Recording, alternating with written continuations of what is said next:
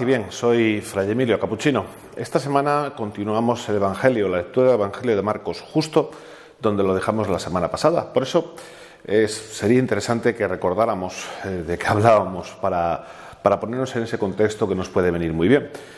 Os recuerdo que hablaba yo de esa doble faceta de Jesús, ¿no? De enseñar y de curar, como una especie de presentación que hace Marcos al principio del Evangelio de lo que es la figura de Jesús, ¿no? Una imagen general antes de entrar al detalle.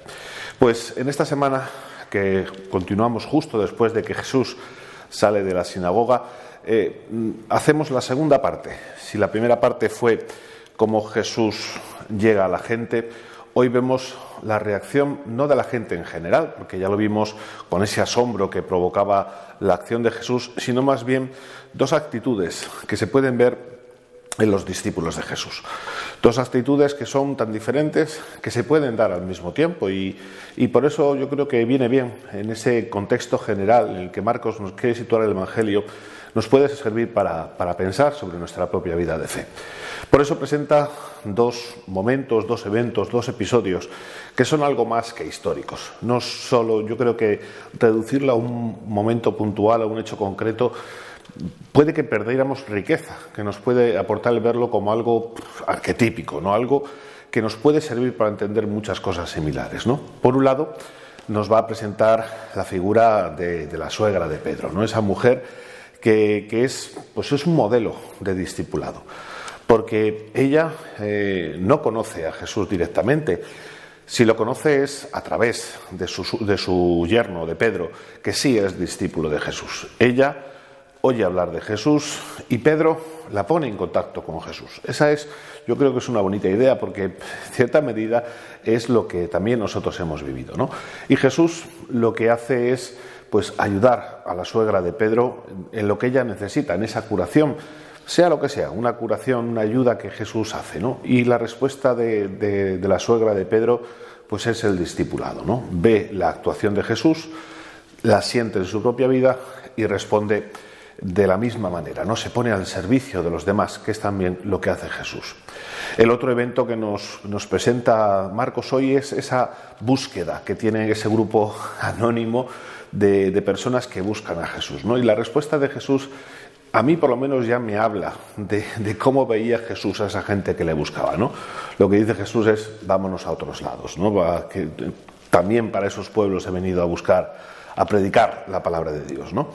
La actitud que suele pasar, que puede pasar en los discípulos de acaparar a Jesús, ¿no? De querer quedarse a Jesús para que sea algo específico de Cafarnaúm, que sea específico de un grupo, que sea específico solo para mí, ¿no? Y me lo guardo para mí y solo para mí, ¿no? Dos eventos que, como digo, pueden ir más allá de lo histórico, ¿no? Por eso puede surgir la pregunta legítima de ¿y esto qué tiene que ver conmigo?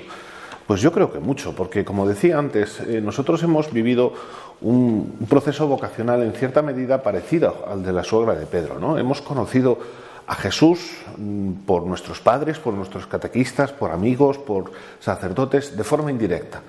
Y en un momento determinado siento que tengo esa relación directa con Jesús y ahí es donde decido yo, por mi propia experiencia, por mi propia historia, ser discípulo, ¿no? Y a partir de ahí viene la respuesta vocacional, ¿no? El cómo reacciono yo a la vida de Cristo. Por eso puede surgir esa disyuntiva que a veces puede pasar, ¿no? Que con toda la buena intención del mundo acaparemos a Jesús. Sea alguien que me da lo que yo quiero, y por eso le pido cosas a Jesús, ¿no? Y me lo intento guardar para mí mismo, haciendo que los que no son como yo no tengan acceso a Jesús, ¿no? Incluso el sentirme discípulo me hace creerme mejor que los demás, ¿no? Y en cambio la otra actitud que puede pasar al mismo tiempo es aprender de Jesús, ¿no?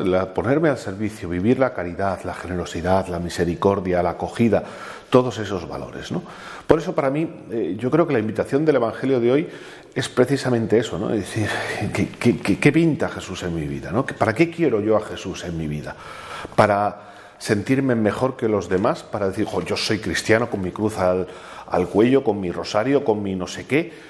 ¿O realmente Jesús está en mi vida porque es el motor que define mi vida y es el motor que cambia mi vida? Yo creo que ahora que iniciamos este tiempo ordinario, justo ahora antes de empezar la Cuaresma, el preguntarnos para qué quiero a Jesús en mi vida, yo creo que puede enriquecernos, puede ayudarnos a crecer, a mejorar, a hacer que nuestra vida sea pues más parecida a la suegra de Pedro, ¿no? Que se pone al servicio porque siente que Jesús le ha hecho una gran ayuda, le ha restablecido, le ha curado, como lo queramos decir, y eso le motiva a esa mujer, a esa discípula, a cada uno de nosotros a vivir según el Evangelio. Paz y bien.